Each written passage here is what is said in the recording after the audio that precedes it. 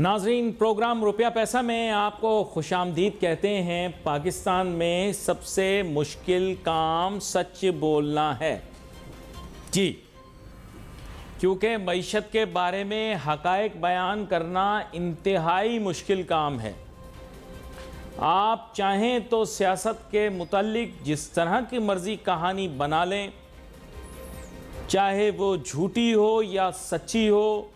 लोग वैसे भी पाकिस्तान में रंग डिज़ाइन देख के लीडर पसंद करते हैं। और ममालिक में लोग जिस तरह ईद का जोड़ा पसंद करते हैं, हम वैसे रंग डिज़ाइन देख के लीडर पसंद करते हैं।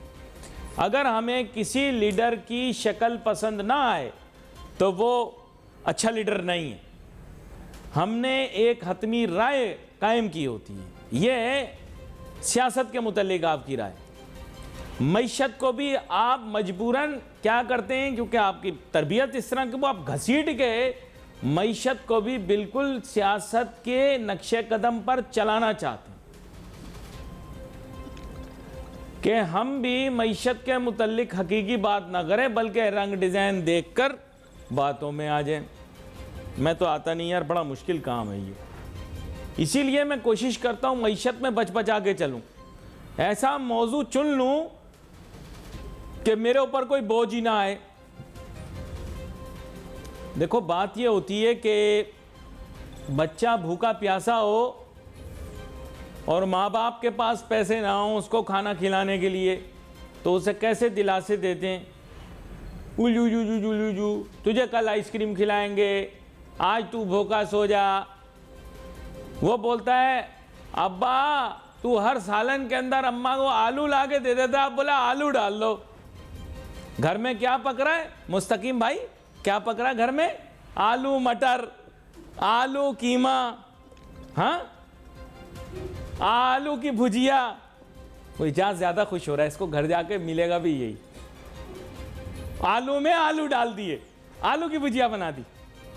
अब बात यह है, हम भी आवाम को इसी तरह बना रहे हैं। क्या बना रहे हैं? आलू आलू। समझ जाओ, तुम लोग वहां पहुंच जाते हो। देखो, ये फैमिली शो है, प्लीज। सबको पता है आप क्या बन रहे हैं, लेकिन आप टीवी पे तो नहीं बदल सकता आपको। तो बात यह है कि अब मेन इश्यू ये है कि इससे पहले 10 अरब डॉलर की गवादर में ऑयल रिफाइनरी भी लगने वाली थी सऊदियों के पैसों से। पता है आपको? ऐसी बात नहीं है। लारे लप्पे और छोड़ियां और दूर फेंकने में पाकिस्तानियों का कोई सानी नहीं। हमारा सानी है तो इंडिया, बांग्लादेश, श्रीलंका। ये 4 ममालिक ऐसी ऐसी छोड़ियां मारते हैं दुनिया जहां में इनके मुकाबले होते हैं। अब किट्टू बोलेगी नहीं नहीं, इंडिया वाले छोड़, इंडिया वालों से ज्यादा छोड़ू मैंने आज तक नहीं देखा। सबसे बड़े छोड़ू इंडिया वाले होते हैं, उसके बाद फिर हमारा नंबर आता है। इंडिया वाले जितने छोड़ू हैं आप सोच भी नहीं सकते, इतनी दूर दूर फेंकते हैं। अभी आ रहे हैं ना इनके जयशंकर, उनकी भी सुनेंगे, बिगाड़ेंगे नहीं भाई, इज्जत से रखना उनको। पाकिस्तान में जयशंकर साहब को कहीं उनको कोई चीज़ बुरी ना लग जाए, उनको कुछ कुछ भेजना। उनकी शक्ल पता कैसी है एजाज? जैसे वो हर घर में एक सड़ी हुई फुप्पो नहीं होती जो हर बात पे जलती हैं। कुछ अच्छा भी पके तो कहती हैं इसमें नमक ज़्यादा पड़ गया, इसमें मिर्च ज़्यादा। यकीन करो जयशंकर की बिल्कुल आदत उसी तरह है। इसकी शक्ल ही चिड़ी हुई रहती है यार, पता नहीं क्या चक्कर है इसका। इसको खुश रखो यार, इसको ज़रा कोई उमर शरीफ के ड्रामे वगैरह दिखाओ, ज़रा रिलैक्स हो। SEO में आ रहा है, खुश रखो इसको, इंजॉय करवाओ भाई, इसको अच्छे अच्छे खाने खिलाना। वाकई में यार, मतलब मैंने ऐसा फॉरेन मिनिस्टर नहीं देखा जैसे जयशंकर साहब हैं। हर चीज़ पे ही नाराज़ रहते हैं यार वो। कभी कनाडा वाले से नाराज़ हो जाते हैं, उनका वाला इतना हैंडसम प्राइम मिनिस्टर है, क्या नाम है उसका, जेसन फ्रूटो, नहीं ट्रूडो, इतना अच्छा खूबसूरत सा प्राइम मिनिस्टर है, उस पर खफा हो गए। खैर छोड़ो, हम तो शंघाई कोऑपरेशन ऑर्गेनाइजेशन के बारे में बात करेंगे। हाँ, बल्कि शर्मा भी बाज नहीं आती भाई। अच्छा खासा हमने जयशंकर साहब को बुलाया है, बिला वजह SEO कॉन्फ्रेंस पे तनकीद कर रही है अपने फर्स्ट पोस्ट पे। हाँ, और वो देखो, जिन लोगों ने दुबई में नया चैनल खोला है उन्होंने फर्स्ट पोस्ट का नुक्ता चुरा लिया। मीडिया पे इसीलिए चल रहा हूं, मार्केट के अंदर ऐसी बातें करता हूं कोई नहीं कर सकता। आगे चलो, अब हमें ज्वाइन कर रहे हैं जनाब एहसन मेहनती साहब, जो कि एक माशी व इक्तसादी तज्जियाकार हैं, चीज़ों पर बड़ी गहरी निगाह रखते हैं। वेलकम करता हूं आपको शो में एहसन मेहनती साहब। Thank you. एहसन मेहनती साहब, बुनियादी मामला इस वक्त ये है कि हम तो सरमायाकारी के बहुत ख्वाहां हैं, ताहम हमारा इन्वेस्टमेंट टारगेट जो है वो 3-4 मरतबा रिवाइज़ हो चुका है। इन्वेस्टमेंट के मौजू के ऊपर आपके साथ जो पिछला प्रोग्राम हुआ था वो तकरीबन कोई 7 महीने पहले हमने किया था, जिसमें टारगेटेड हमारी फॉरेन इन्वेस्टमेंट थी $100 बिलियन, जिसमें से हमारी एक्सपेक्टेशन ये थी कि जो पोर्टफोलियो के अंदर 4 ममालिक हैं, 4 सॉवरेन फंड्स हैं, वो $25 बिलियन कंट्रीब्यूट करेंगे और अप्रॉक्सीमेटली ईयर एंड तक ना करके हमारे पास $10 अरब तो आ जाएंगे। लेकिन numbers and statistics with all due apology, इस वक्त $1 बिलियन का नंबर भी मैंने नहीं देखा कि जो मुकम्मल हुआ हो सकता है मेरी नॉलेज कम है, लेकिन बात यह कि फ्यूचर में फॉरेन इन्वेस्टमेंट अट्रैक्ट करने के लिए क्या करना है और मौजूदा जो स्केच बुक के अंदर प्रोजेक्ट्स हैं उन पर क्या हमें एक्शंस लेने चाहिए। देखें, ये जो आप सिचुएशन इस वक्त देख रहे हैं, prime minister of China is there in Islamabad, SCO conference है। आई थिंक कि ये एक अच्छी सिल्वर लाइनिंग है। आई थिंक कि यहाँ पर हमें जो ऐसे कंट्री की तरफ जाना है जिसके पास एक्सेस फॉरेन एक्सचेंज रिजर्व्स हों। हम यूएस की तरफ नहीं देख सकते, यूरोप की तरफ भी नहीं देख सकते, हम सिर्फ चाइना की तरफ देख सकते हैं या रशिया की तरफ देख सकते हैं जिसके पास एक्सेस डॉलर्स हैं या फॉरेन एक्सचेंज रिजर्व्स हैं। तो आई थिंक कि जो यूएस की अपनी बजट डेफिसिट्स हैं जो कि फाइनेंस नहीं हो रहे, बट चाइना सरप्लस के अंदर है, तो आई थिंक कि we are going in the right direction. और जिस तरह से हमने हैंडशेक देखा है आर्मी चीफ का प्राइम मिनिस्टर ऑफ चाइना के साथ, वो इमिनेंट जो है वो सिचुएशन दे रहा है कि जो हम रियल जो वेल्थ प्रोवाइडर्स हैं लाइक सऊदी अरेबिया, कतर या फॉर एग्जांपल कुवैत और यूएई, आई थिंक कि हम राइट डायरेक्शन की तरफ जा रहे हैं। SIFC भी बना हुआ है, SCO कॉन्फ्रेंस है। आई थिंक कि इससे अच्छी सिनेरियो तो नहीं अभी ऐसी रीजनल कॉन्फ्लिक्ट इस वक्त चल रहा है, अनरेस्ट है, जियोपॉलिटिकल अनरेस्ट है। आई थिंक कि ऐसी सिचुएशन के अंदर we are moving to the right direction. But जाहिर आप ये देखें कि पूरी दुनिया की सिचुएशन इस वक्त काफी ज्यादा अनसर्टेन है, इकोनॉमिक सिचुएशन। देखिए, क्वाइट ए फ्यू इयर्स, मैं इस वजह से आपके सामने पेश कर रहा हूं ये बात, because quite a few years have passed and the previous project that we had was $10 billion oil refinery in Gwadar, जिसके बारे में मैंने क्लियर कट बोल दिया था कि ये बिल्कुल फीजिबल नहीं है, प्रैक्टिकल नहीं है, और मेरा नहीं ख्याल कि वो लोग कभी भी इन्वेस्ट करेंगे। और अल्लाह का करम है, मेरी बात बिल्कुल सच निकली कि अभी तक $10 बिलियन जो ऑयल रिफाइनरी के लिए सऊदी अरब ने लगाने थे गवादर में, I have not seen them. However, ये जो फ्यूचर के प्रोजेक्ट्स हैं ये काफ़ी प्रॉमिसिंग हैं, जैसे आप अभी भी कह रहे हैं, ये काफ़ी प्रॉमिसिंग प्रोजेक्ट्स हैं जिसके अंदर सऊदी इंटरेस्ट भी है और भी GCC कंट्रीज़ का है और चाइना का भी है। तो इनके मुतालिक आप क्या कहना चाहेंगे, पाकिस्तान को क्या करना चाहिए ताकि ये फास्ट ट्रैक पे चीज़ें हों? जी एहसन मेहनती साहब, मेरे ख्याल जी मैं ये समझता हूँ कि ये हमारा जो डायरेक्शन है वो बहुत मुस्बत है, जहाँ पे हमें एवेन्यूज मिल रहे हैं। सऊदी $2.2 बिलियन के कमिटमेंट करके गए हैं। आई थिंक कि ये सारी चीजें जो हैं वो इंडिकेट ये कर रही है कि जहाँ पे हमें अपॉर्चुनिटी मिल रही है वहाँ पर हम अपॉर्चुनिटी ले रहे हैं। ऐसी सिचुएशन में हमें IMF का भी सामना है कि हमारी सारी जो इन्वेस्टमेंट है उसको मॉनिटर किया जाता है। तो I think it's not much into our hands कि हम किस एंगल की तरफ जाएं। हमें IMF की अप्रूवल भी लेनी है और वो सारे प्रोजेक्ट्स जो हम लगाते हैं जिसमें डेट एलिमेंट होता है यूजुअली उस ये बड़ा अहम नुक्ता है जो आपने बयान किया, लेकिन लेकिन यहाँ पर एक छोटा सा एक मामला है आपके सामने रखना चाहूँगा। वो बड़ा परेशान कुन ये है कि SCO जो है ये तो वेस्ट जैसे IMF के ऊपर इन्फ्लुएंस करता है, SCO उनकी पसंदीदा तंजीम नहीं है। इसमें तीनों ममालिक से वेस्ट की बहुत ज़्यादा लगती है। इसमें रूस भी शामिल है, चीन भी शामिल है और हमारा अनकंफर्टेबल पड़ोसी ईरान भी शामिल है। तो इन तीनों को बेहद नापसंद किया जाता है वेस्ट के अंदर। तो एससीओ का ये जो कॉन्फ्रेंस है, क्या ये सिंबॉलिक है या ये कोई इन्वेस्टमेंट ला सकती है?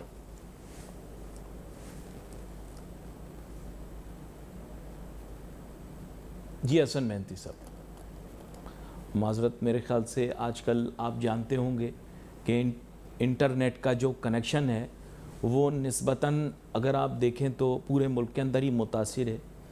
और अच्छी बात है एससीओ की कॉन्फ्रेंस हो रही है, लेकिन अगर इसे सिंबॉलिक से एक्चुअल की तरफ लेकर जाना है तो I think we will have to bring in actualness. अभी हसन मेहनती साहब ने बहुत अहम बात की मेरे नज़दीक कि जिनके पास कैपिटल है, पैसे हैं, हमें उनके पास जाना पड़ेगा।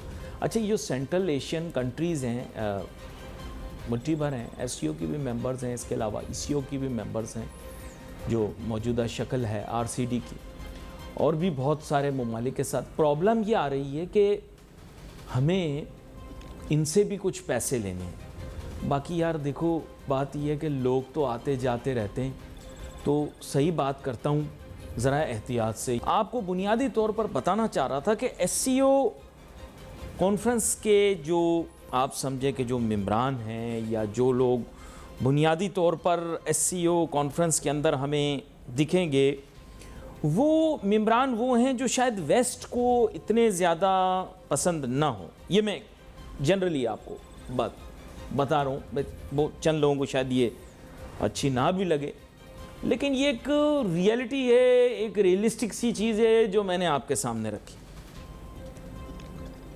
पर इनके साथ अच्छे ताल्लुकात रखना भी ज़रूरी है, क्योंकि हमारे इकोनॉमिक फ्यूचर के लिए ये ज़रूरी है कि हम रीजनल प्लेयर्स के साथ अच्छे से चलें। और बिलखुसूस कल बड़ा अहम नुक्ता ये भी है कि जब बहुत ज़्यादा शोर मचा, ज़ाहिर बात है हर शख्स यही कह रहा था कि एससीओ है तो हमें सीपेक की पेशरफ्त के मुतालिक बताया जाए।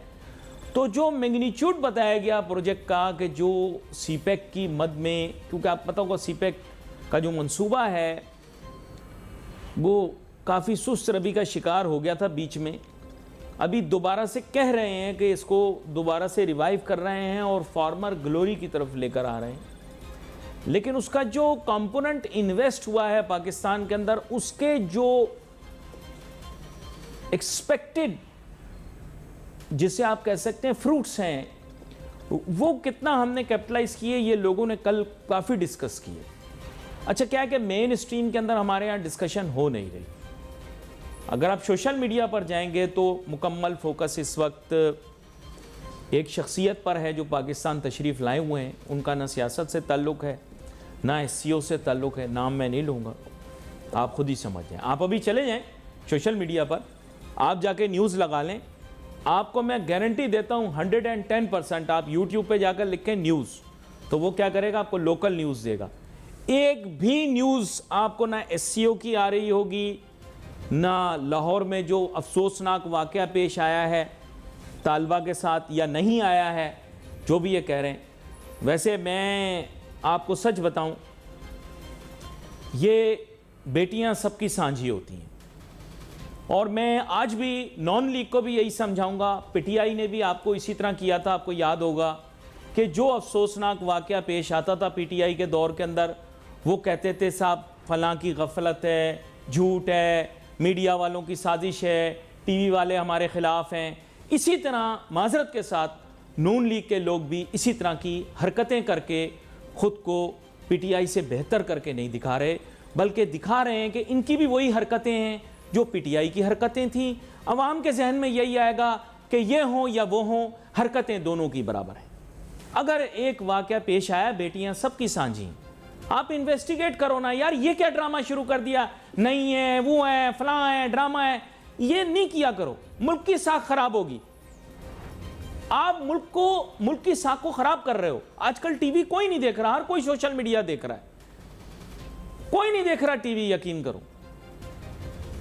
मुस्तकीम अपने टीवी के ऊपर यकीन करें, ये कपड़े सुखाता है, ये टीवी कोई नहीं देख। जो मैं झूठ बोलूंगा अगर मैं बोलूंगा, मेरी 99.99% ऑडियंस अब तक के YouTube चैनल से आती है, अब तक के Facebook चैनल से आती है, अब तक के ट्विटर से आती है। और मुझे खुशी है कि अब तक वाले सोशल मीडिया पे बहुत फोकस करते हैं, रील्स पे करते हैं, शॉर्ट्स पे करते हैं। पूरे पाकिस्तान में देही इलाकों के अंदर हम रेगुलर भी देखे जाते हैं, लेकिन मेरे व्यूअर्स, मैं आपको गारंटी बता रहा हूं, सोशल मीडिया से आते हैं। अब तक की शोहरत की वजह भी यही है। अब तक चैनल हमारा बहुत मशहूर है पूरे पाकिस्तान के अंदर। क्यों मशहूर है? उसकी न्यूज़ मशहूर, न्यूज़ हमारी इतनी मशहूर है अब तक की। मैं हमारे न्यूज़ डिपार्टमेंट को खिराज तहसीन पेश करता हूँ। अब तक की हमारी जो न्यूज़ है इतनी मशहूर है, प्रोग्रामिंग भी अल्लाह का करम है बहुत मशहूर है, लेकिन न्यूज़ की वजह से अब तक को पूरे पाकिस्तान में जाना जाता है। सोशल मीडिया के जरिए घर घर हम जाते हैं। ये क्या है? सोशल मीडिया का इंप्रेशन है। आज अपनी क्रेडिबिलिटी बरकरार रखना बहुत जरूरी है। आज मईशत हो, सियासत हो, माशरत हो, हम अगर सच बोलेंगे लोग सुनेंगे, वरना फिर क्या होगा? अगर हम पूरी बात नहीं बताएंगे कि जी वो 2 लोग आ गए और वो आके बोल रहे हैं नहीं नहीं ऐसा नहीं हुआ, नहीं नहीं ये सब झूठ बोल रहे हैं, तो लोग यकीन कर लेंगे। लोग फिर कल पता है क्या बोलेंगे? लोग बोलेंगे ये अली नासिर झूठा बैठा कॉमेडियन, कपिल शर्मा की कॉपी। लोग यही समझेंगे। अगर लोग मुझे ये समझेंगे तो लोग दूसरों को क्या समझेंगे? इसीलिए मैं कहता हूं, जो बोलो भाई सच बोलो। हमें कुछ नहीं मिल रहा, मैं आपको सच बोल रहा हूं। वो पीटीआई वाले आए चले गए, हमें टूटी कुर्सी नहीं दी उन्होंने। मैं आपको सच बता रहा हूं, मीडिया पर उंगली उठाना आसान हो जाता है। क्यों? क्योंकि एक चीज है, उसको आप जस्टिफाई करो। क्या यार, पहले वो फयाजुल हसन चौहान आता था, याद है आपको? पीटीआई की बातों का तहफ़्फ़ुज़ करने के लिए। अब वो उनके साथ नहीं है। हमारे लिए बाइज्जत है फयाजुल हसन चौहान। मेरे साथ तो हमेशा इज्जत से उसने बात की, मेरे साथ तो हमेशा रिस्पेक्ट से बात की उसने। लेकिन ये सियासी मौक़िफ़ पेश करने के प्लेटफॉर्म नहीं है भाई। हमें सच बोलना है अपने मुल्क के लिए। आपके मुल्क का, हमारे मुल्क का नाम पाकिस्तान है और हम पाक सरजमीन कहते हैं खुद को, और हम गलत बात करें, ये हमारे लिए मुनासिब है क्या? मुनासिब है? सियासी मौक़िफ़ का तहफ़्फ़ुज़ करना हमारे एजेंडे में शामिल नहीं। बेटियां सबकी सांझी हैं, और एक पाकिस्तान की बेटी किसी भी मुल्क के वज़ीर आज़म से, किसी भी मुल्क के जो एससीओ में आएगी, उनकी इज्जत से ज़्यादा तकरीम, उससे ज़्यादा अहमियत मेरे नज़दीक, मेरे प्यारे पाकिस्तान की एक बेटी की इज्जत उससे ज़्यादा है। बुरा ना मानना, किसी को लगे बुरा लगे, किसी को लगता है बुरा लगे। एहसन मेहनती साहब आ गए, शुक्र है, वरना मेरे मुंह से और कुछ गलत निकल जाता। अच्छा खासा चल रहा हूं मैं, लंबी रेस का घोड़ा हूं। एहसन मेहनती साहब, शुक्र है आप वापस आ गए, वरना मेरे पास मौज़ूआत ख़त्म हो गए थे तो मैं किसी और डगर चल पड़ा था। मैं सच बोलना शुरू हो गया था और ये भूल गया था कि पाकिस्तान के अंदर सबसे ज़्यादा ज़िल्लत का सामना उसे करना पड़ता है जो सच बोल रहा है। क्यों मैं शुरू हो गया था? तो मैं अब सच ज़रूर बोलूँगा, लेकिन मईशत के मुतल्लिक, और एहसन मेहनती साहब से पूछूंगा। एहसन मेहनती साहब, वेलकम बैक कहते हुए आपको इस तरफ लेकर जाता हूं कि एससीओ के अब जो ऑब्जेक्टिव्स हैं वो भी तो हमें मीट करने हैं, जो कि रीजनल कोऑपरेशन है, रीजनल इकोनॉमिक डेवलपमेंट है। आपके ख्याल से क्या वो एजेंडे पर इस वक्त टॉप पे है या नहीं? देखिए, I think you are right कि ये जो पर्सपेक्टिव है ये पूरा ये बिगनिंग विद $2 बिलियन का काराकोरम हाईवे का प्रोजेक्ट है जिस पे कमिटमेंट लेने हैं। आगे और सीपेक पर्सपेक्टिव है, इसमें दीगर जो कंट्रीज हैं इसमें इन्वॉल्व हैं। आई थिंक कि इसके अंदर हम देख रहे हैं कि ये सऊदी इंटरेस्ट भी है, यूएई इंटरेस्ट भी है, जो हमारी एसोसिएटेड है अजरबैजान भी है, बहुत सारे ऐसे कंट्रीज हैं that they want to be part of CPEC, Iran भी है। आई थिंक कि ये पूरा पर्सपेक्टिव लेते हुए एक डिस्कशन होगा। बट अनफॉर्चुनेटली जिस तरह से हमने इससे पहले बात की कि आईएमएफ का जो अप्रूवल है ये सारे प्रोजेक्ट पे अब जो है वो हमें लेना पड़ेगा, क्योंकि आईएमएफ कीन नहीं है कि ये हम सीपेक को जो है वो बिल्कुल ही जो है वो खुले तरीके से जो है इसको ओपन एंडेड जो है ये काम करें। तो आई थिंक ये सारे जो प्रोजेक्ट अब होंगे दो ये सारी चीजें पर्सपेक्टिव में होंगी। Prime minister to prime minister level पर हो रहा है ये काम। बट अनफॉर्चुनेटली हम हमारे लेंडर से जो है पूछे बगैर किसी भी लेंडिंग अरेंजमेंट में अब नहीं जा सकेंगे। एंड चाइना के साथ अच्छा, लेकिन जो बड़े प्रोजेक्ट होते हैं, एक छोटी सी चीज आपसे पूछनी थी, रिव्यू मैंने करना था, कल बड़ी बहस हुई इस बारे में, आपको पता होगा कि 26 बिलियन डॉलर्स के आसपास वो कह रहे हैं प्रोजेक्ट्स कंप्लीट हो गए हैं जब उन्होंने रिव्यू दिया है सीपेक का। बट डू यू थिंक उसके पॉजिटिव इंपैक्ट्स हमने अपनी इकोनॉमी पे देखे? देखिए, ये तो सबसे पहला जो इम्पैक्ट तो हमारे एनर्जी जो सिचुएशन है वो इम्प्रूव हुई है। आई थिंक इसका सबसे बड़ा जो हमें इम्पैक्ट नजर आ रहा है, कुछ कंस्ट्रक्शन और प्रोजेक्ट्स है आई थिंक जिसके अंदर डैम्स भी हैं। तो आई थिंक कि जो हमें चीजें ऑन ग्राउंड नजर आ रही हैं वो एम्प्लॉयमेंट लेवल है, बट मोर और लेस जो है ये सारा ट्राइबल एरियाज के अंदर भी वर्क हुआ है, इसके अंदर काराकोरम हाईवे के पास भी वर्क हुआ है। तो आई थिंक कि वहां पर एम्प्लॉयमेंट जनरेट हुई है, और जाहिर है इस पर्सपेक्टिव में हम ये समझते हैं कि हमारा डेट जो बढ़ गया है, और $15 बिलियन जो चाइना के साथ हमारा अभी इस वक्त जो है रोल ओवर डेट की बात हो रही है, ये सबसे बड़ा एग्जाम्पल है। नहीं, लेकिन कि जाहिर है ये देखिए, लेट्स कॉल अ स्पेड। कल हमने इफ्तिताह करते हुए ये कहा कि ये चीज चाइना का पाकिस्तान को तोहफा है, लेकिन you are a finance guy, you see, and we are above emotions. Is it a gift और इज इट एन एसेट और इज इट अ लोन और a grant? Let's be very clear.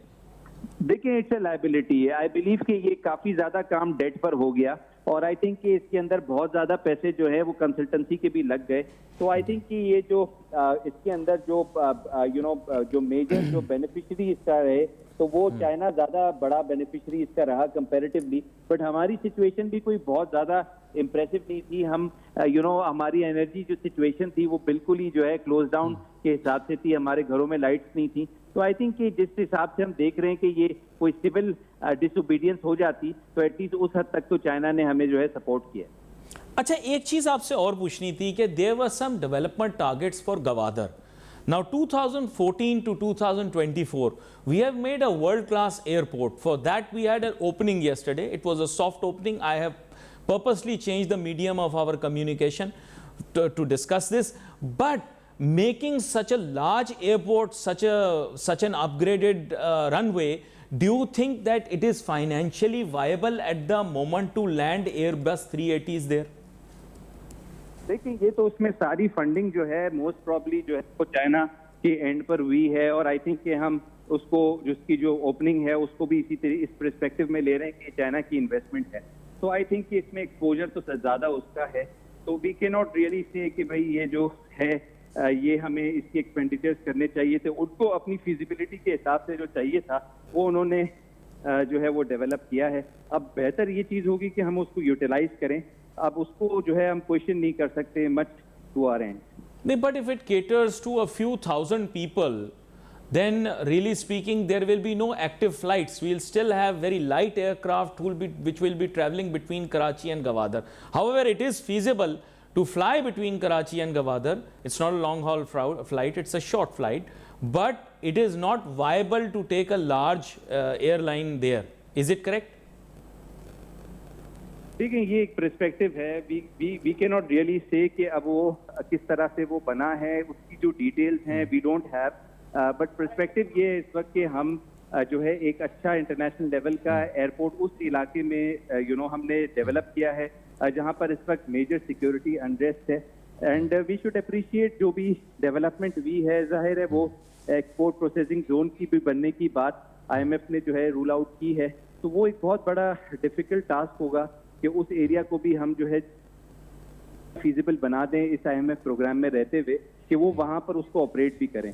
ये बड़ा अहम नुक्ता है जो आपके साथ डिस्कस हुआ है एहसन मेहनती साहब। I would have love to talk further, लेकिन क्या करूं, मेरे पास वक्त मुख्तसर है। आगे आने वाले दिनों के अंदर दोबारा से आपको तकलीफ दूंगा। बड़े कैंडिड आपके कमेंट्स थे। नाजरीन, wait for message on Facebook. Ali Nasir, हमारी टीम को इजाजत दीजिए। अल्लाह हाफिज।